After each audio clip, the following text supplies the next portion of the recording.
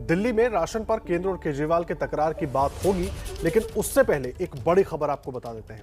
BJP महासचिवों की बैठक के बाद बीजेपी अध्यक्ष जेपी नड्डा महासचिवों के साथ प्रधानमंत्री नरेंद्र मोदी से मुलाकात कर सकते हैं।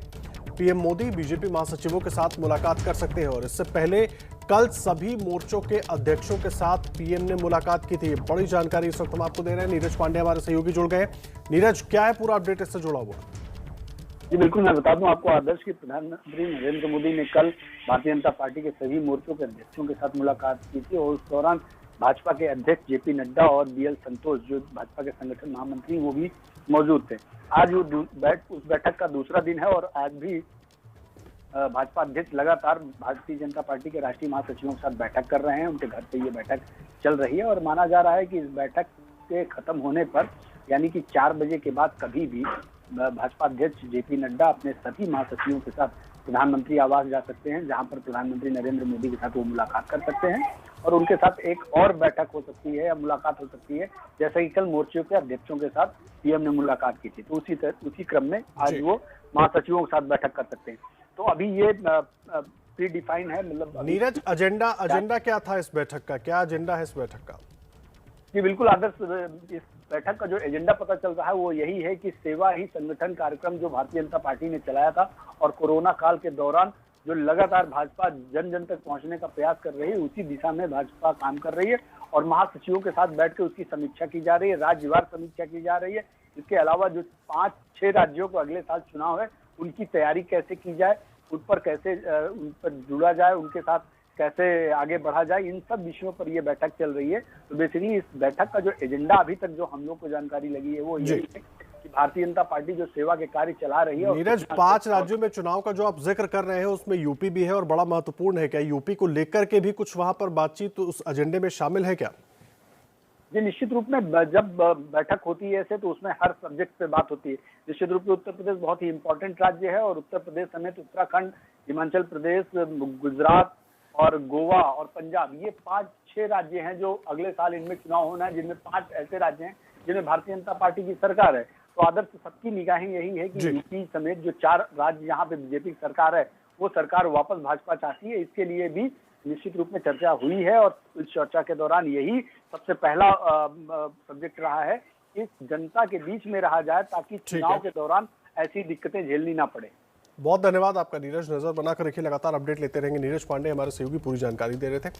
देखिए, आगे बढ़ते हैं। दिल्ली में घर घर राशन योजना को लेकर अरविंद केजरीवाल और केंद्र सरकार आमने सामने आ गए।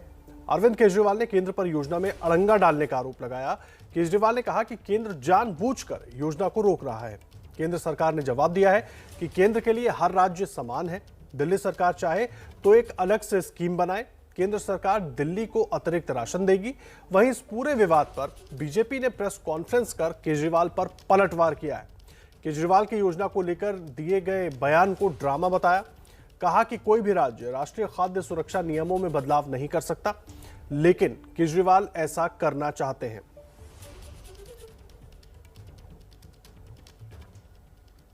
अरविंद केजरीवाल ने केंद्र पर आरोप लगाया कि केंद्र गरीब जनता के हक को मार रहा है। जिन 73 लाख लोगों को घर घर राशन योजना से फायदा होने वाला था, उनको केंद्र के अड़ंगे की वजह से फायदा नहीं होगा। बीजेपी ने केजरीवाल के इन आरोपों को ड्रामा बताया। मार्च के महीने में हमारी योजना पे आपकी सरकार ने कुछ आपत्तियां लगाई, हमने आपके सारे ऑब्जेक्शन पूरे कर दिए।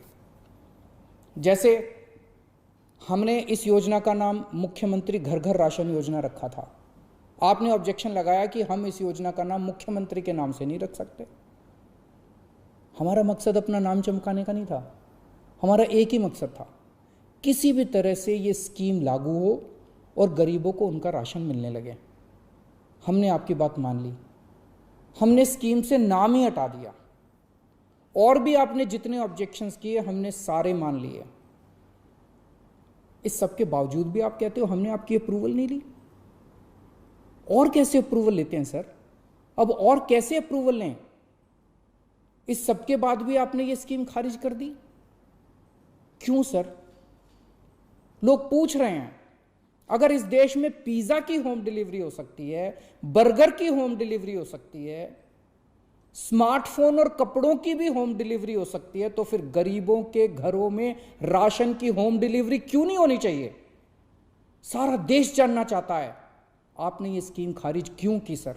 ये अरविंद केजरीवाल जी ने जो ड्रामा किया है और जो सच्चाई को आपसे छुपाने की कोशिश की है, उस सच्चाई को आपके सामने रखूंगा।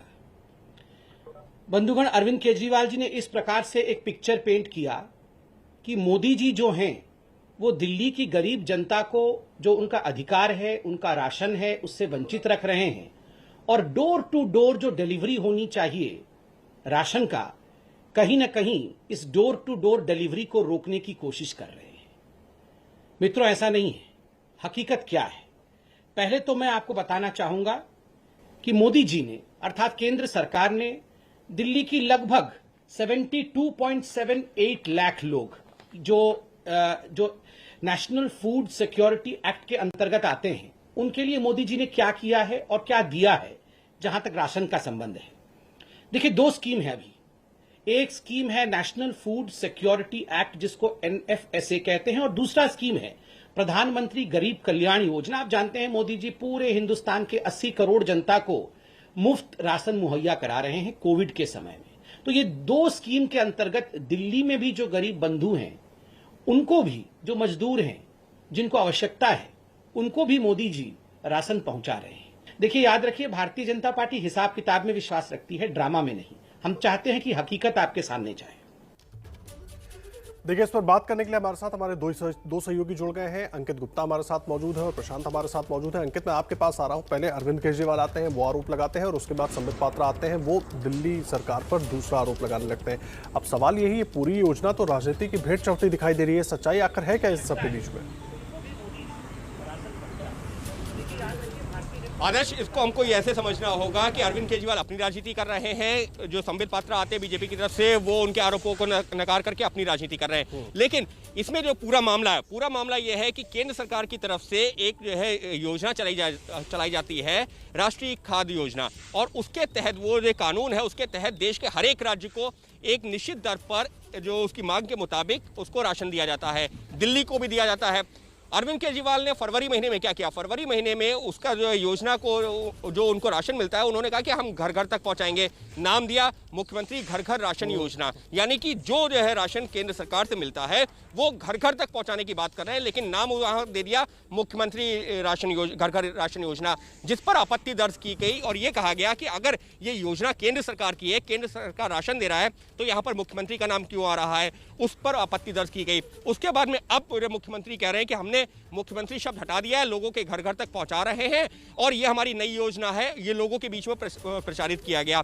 अब बीजेपी की तरफ से ये कहा जा रहा है कि अगर ये केंद्र सरकार से राशन मिल रहा है और उसका जो राशन का अधिकतम खर्च है 90% कीमत लगभग केंद्र सरकार दे रही है, तो दिल्ली सरकार उसका क्रेडिट किस हिसाब से ले रही है कि हम नई योजना ला रहे हैं? योजना तो वही है ना जो केंद्र सरकार राशन दे रही है। तो आखिर इस पर ये राजनीति क्यों कि हम देखिए लोगों के घर घर तक राशन पहुंचा रहे हैं? तो इस तरीके की राजनीति चल रही है और इसी वजह से केजरीवाल कह रहे हैं हम तो लोगों की सुविधा के लिए कर रहे हैं, बीजेपी कह रही है राजनीति के लिए कर रहे हैं और इसको ड्रामा करार दे रही है। तो कुल मिलाकर के राजनीति इसी चीज पर हो रही है कि केंद्र सरकार जो राशन दे रही है वो लोगों के घर तक पहुंचे, नहीं पहुंचे, पहुंचाएगा तो कौन पहुंचाएगा, कौन श्रेय लेगा, और श्रेय लेने की पूरी होड़ मची हुई है। जी, आप रहे अंकित हमारे साथ। प्रशांत भी लगातार जुड़े हुए हैं। प्रशांत, बड़ा सवाल ये भी है कि केंद्र सरकार इस पूरी योजना को लेकर, दिल्ली सरकार लगातार केंद्र से टच में भी थी, जो अरविंद केजरीवाल ने कहा, और नाम को लेकर जो विवाद था उस वक्त भी सारी बातें सामने आई थी। नाम में से वो शब्द भी हटा दिया गया मुख्यमंत्री का, जिससे ऐतराज था। तो आखिर जब योजना एक हफ्ते बाद लागू होनी है तो इतने वक्त तक केंद्र सरकार क्यों इंतजार करती रही? नहीं, देखिए आदर्श, दो चीजें जो खाद्य मंत्रालय की ओर से जो औपचारिक बयान आया है उसमें दो चीजें मुख्य तौर पर कही गई हैं। केंद्र सरकार का कहना है कि उन्होंने कभी भी अरविंद केजरीवाल और दिल्ली सरकार से ये नहीं कहा कि इस योजना को रोका जाए या इस योजना को लागू नहीं किया जाए। उनका कहना है कि जो राष्ट्रीय खाद्य सुरक्षा मिशन जो चल रहा है वो पूरे देश में लागू है वो कानून, और उसके तहत लोगों को सस्ता राशन पहुंचाया जाता है। दिल्ली भी उसमें शामिल है और दिल्ली में भी लोगों को काफी सालों से इस कानून के तहत राशन मिल रहा है। उनका कहना है कि अगर आपको अलग से, केंद्र सरकार का कहना है कि अगर आपको अलग से कोई स्कीम चलाना है तो आप एक दूसरा स्कीम लाइए, केंद्र सरकार अतिरिक्त राशन देगी, उसके लिए सरकारी दाम तय किए गए हैं। आदर्श, ये केंद्र सरकार का कहना है। दूसरा एक जो केंद्र सरकार का एक जो सवाल है वो पारदर्शिता को लेकर भी है। उनका कहना है कि चूंकि दिल्ली में जो ईपॉस मशीन होता है जिसके जरिए गरीब अपना अनाज खरीदते हैं राशन की दुकान से, सरकारी राशन की दुकान से, वो ज्यादातर मशीनें बंद हैं, जिसकी वजह से ये मॉनिटर करना मुश्किल है केंद्र सरकार के लिए कि आखिर जो अनाज दिया जा रहा है उसका सही इस्तेमाल हो पा रहा है या नहीं हो पा रहा है। केंद्र सरकार का कहना है कि यूपी, बिहार जैसे राज्यों में 95% तक ईपॉस मशीन और आधार ऑथेंटिकेशन किया जाता है, जिससे ये आसान है। छोटे छोटे राज्यों में भी ऐसी व्यवस्था है और जिससे मॉनिटर करना आसान हो जाता है कि जो अनाज है वो सही लोगों तक पहुंच रहा है कि नहीं। दिल्ली में वो व्यवस्था लागू नहीं है। तो दो चीजें हैं, एक तो व्यवस्था का सवाल उठा रही है सरकार कि कोई दिक्कत नहीं है लेकिन अगर स्कीम चलानी है तो दूसरा स्कीम लाइए, केंद्र सरकार से अनाज लीजिए और फिर चलाइए, क्योंकि एक पूरे देश में अगर एक कानून है, अलग अलग राज्य उसको अलग से नहीं चला सकते। और दूसरा पारदर्शिता का भी सवाल केंद्र सरकार कहीं ना कहीं उठा रही है और उसका कहना है कि जो राशन जा रहा है अभी तक वो दिल्ली सरकार ही उठाती है और 90% से ज्यादा उसको डिस्ट्रीब्यूट भी करती है। तो ये कहना गलत है। केंद्र सरकार का कहना है कि ये कहना गलत है कि लोगों तक, गरीबों तक अनाज नहीं पहुंच रहा है। लिहाजा दो चीजों पर केंद्र सरकार की आपत्ति है। जी, आप दोनों बने रहे हमारे साथ और जो जानकारी हमारे दोनों सहयोगी दे रहे हैं वो बहुत अहम हो जाती है, क्योंकि राजनीति एक तरफ से कुछ और हो रही है, दूसरी तरफ से कुछ और हो रही है। देखिए, केजरीवाल ने पूरी तरह से घर घर राशन योजना ना लागू हो पाने के पीछे केंद्र को जिम्मेदार बता दिया, लेकिन बीजेपी ने केजरीवाल के इस आरोप का जवाब दिया। बीजेपी ने कहा कि केजरीवाल बड़ा घोटाला करने वाले थे। दिल्ली में केंद्र के कहने के बावजूद राशन दुकानों पर ना तो ईपॉस मशीनों का इस्तेमाल हो रहा है, ना ही स्कीम को आधार कार्ड से जोड़ा जा रहा है। दिल्ली में अगले हफ्ते से घर घर राशन पहुंचाने का काम शुरू होने वाला था। मतलब अब एक गरीब आदमी को राशन लेने राशन की दुकान पे धक्के नहीं खाने पड़ते, बल्कि सरकार बढ़िया तरीके से अच्छे राशन पैक करके उसके घर भिजवाती। सारी तैयारी हो चुकी थी, टेंडर हो चुके थे, सारी तैयारी हो चुकी थी। बस अगले हफ्ते से ये शुरू होने वाला था। ये क्रांतिकारी कदम होने वाला था और अचानक आपने 2 दिन पहले इसको रोक दिया। क्यों सर? आपने ऐसा क्यों किया? इस राशन माफिया के तार बहुत ऊपर तक हैं सर।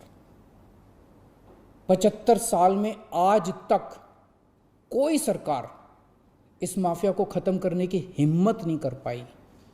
दिल्ली में पहली बार एक सरकार आई है जिसने ये हिम्मत दिखाई है। अगर ये घर घर राशन व्यवस्था लागू हो जाती ना सर, ये राशन माफिया खत्म हो जाता। पर देखिए, ये राशन माफिया कितना ताकतवर निकला। दिल्ली में ये योजना अगले हफ्ते से लागू होने वाली थी और 1 हफ्ता पहले इन्होंने इसको खारिज करवा दिया। अरविंद केजरीवाल जी कह रहे हैं कि वो घर घर जाके राशन देंगे और डोर स्टेप डिलीवरी करेंगे। बंधुगण, ये डोर स्टेप डिलीवरी सही व्यक्ति को हो रहा है कि नहीं, गरीबों के पास ये राशन पहुंच रहा है कि नहीं, ये कैसे मालूम पड़ेगा? उनका कहना है कि हम बायोमेट्रिक सिस्टम के माध्यम से जान जाएंगे कि डोर टू डोर डिलीवरी हो रहा है कि नहीं। हम आपके अंगूठे ले लेंगे, हम आपका कोई ऐसा बायोमेट्रिक निशान लेंगे जिससे कि ये जो हिसाब है कि सही व्यक्तियों तक पहुंच रहा है कि नहीं, वो हिसाब हमारे पास आ जाएगा। 2018 के अप्रैल के महीने से अरविंद केजरीवाल जी ने दिल्ली के जो 2000 फेयर प्राइस शॉप है जहां ये राशन वितरित किए जाते हैं, उन्होंने ये जो पीओएस मशीन है, ईपीओएस मशीन है, जो इंटरनेट के माध्यम से काम करते हैं, उन्हें बंद करवा दिया था और सब कुछ एक हाथ की प्रक्रिया से, एक मैकेनिकल प्रक्रिया से आरंभ कराया था। तो आप बताइए, सही गरीब तक जा रहा है या नहीं, ये राशन उचित व्यक्ति तक जा रहा है या नहीं, ये कैसे मालूम पड़ेगा जब आपने पीओएस मशीन ही बंद कर रखा है और अब बहुत कहने के बाद आपने पीओएस मशीन चालू करने की बात की। हमारे दोनों सहयोगी लगातार हमारे साथ जुड़े हुए हैं, अंकित और प्रशांत। अंकित, मैं आपका रुख कर रहा हूं। 2 चीजें मैं समझना चाहूंगा। एक तो बार बार जो आरोप लगाया जा रहा है, खास करके बीजेपी ये कह रही है कि वही केंद्र की योजना है, लेकिन अरविंद केजरीवाल उसको अपने तरीके से चलाने की कोशिश कर रहे हैं, तो वो अपनी कोई स्कीम लेकर क्यों नहीं आते? एक बात। दूसरी बात, अरविंद केजरीवाल और बीजेपी की तरफ से ये भी कहा गया कि जब आप राशन लेंगे, सरकारी राशन, उसको फिर पैक्ड फूड की तरह डिलीवर करेंगे तो उसमें चार्जेस भी होंगे। क्या जो अभी एग्जिस्टिंग योजना है दिल्ली सरकार की, उसमें चार्जेस का जिक्र है क्या कहीं?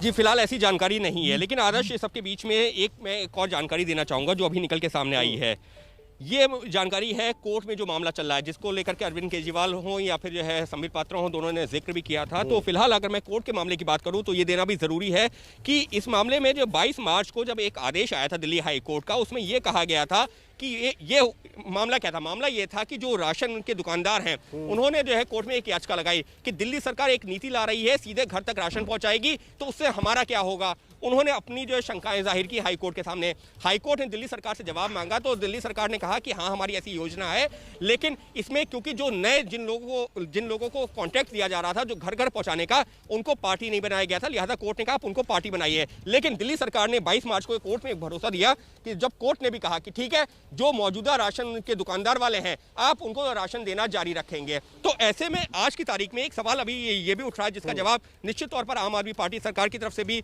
आना जरूरी है कि अगर जो है कोर्ट में जो है दिल्ली सरकार ने ये कहा है कि जो मौजूदा राशन के दुकानदार वाले हैं उनको राशन दिया जाएगा, तो फिर ये जो घर घर तक राशन अगले हफ्ते से पहुंचाने की बात हो रही है वो कौन सा राशन होगा। अगर वो राशन दुकानदारों के पास पहुंच रहा है तो क्या दिल्ली सरकार ने एडिशनल राशन क्या प्रोक्योर किया हुआ है या खरीदा हुआ है, ऐसी कोई जानकारी निकल के सामने नहीं आई है अब तक। तो हाईकोर्ट में जो मामला चल रहा है उसकी अगली सुनवाई है 20 अगस्त को। राशन के दुकानदारों को जो है राशन दिया जा रहा है, ये कोर्ट में भरोसा दिया गया। तो सवाल निश्चित तौर पर अभी आम आदमी पार्टी ने जो दावा किया है इसको लेकर भी खड़े जरूर हो रहे हैं। सियासी घमासान चल रहा है। राज्य सरकार केंद्र के राशन को अपनी योजना बता रही है, ये केंद्र सरकार का कहना है। अरविंद केजरीवाल का कहना है योजना का श्रेय लेने का कोई इरादा नहीं है।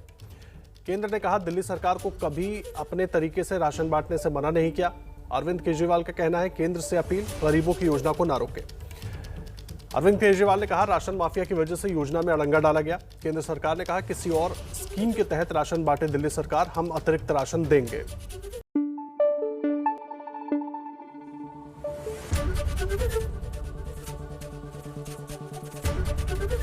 एबीपी न्यूज आपको रखे आगे।